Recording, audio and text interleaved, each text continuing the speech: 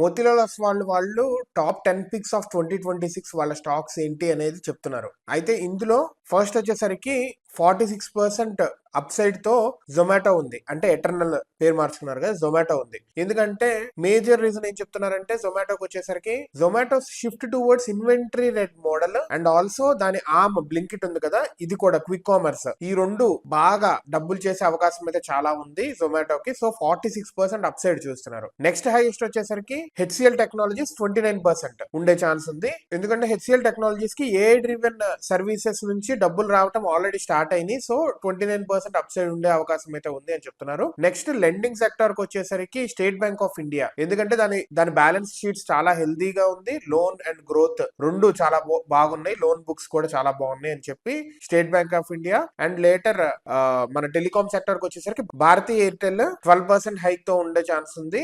ఎందుకంటే ARPU average revenue per user 5G వచ్చిన తర్వాత దానికి చాలా పెరిగే అవకాశం ఉంది అని చెప్తున్నారు. ఇలా ఫాలోడ్ బై ఇంకా కొన్ని స్టాక్స్ ఉన్నాయి, మొత్తం 10 స్టాక్స్. ఆ లిస్ట్ ఏంటో చూద్దాం ఒకసారి. ఇందాక చెప్పుకున్నట్టు eternal target price 410, up side potential వచ్చేసరికి 46%. Later HCl technologies target price 2150, up side potential వచ్చేసరికి 29%. పూనావాలా ఫిన్కార్ప్ టార్గెట్ ప్రైస్ వచ్చేసరికి 600, అప్ సైడ్ పొటెన్షియల్ వచ్చేసరికి 27%. Later Max Financial Services 2100 target price, upside potential వచ్చేసరికి 26%. Later JK Cement 7000 target price, 23% upside potential. Privi speciality chemicals target price 3960, upside potential వచ్చేసరికి 21%. Later Biocon target price 460, potential 16%. State Bank of India target price 1100, potential 14%. TVS Motor target price 4159, potential 14%. 10th one వచ్చేసరికి Bharti Airtel target price 2365, potential వచ్చేసరికి 12%. ఇలా వీళ్ళ top 10 pics ఇస్తున్నారు. ఇలా ప్రతి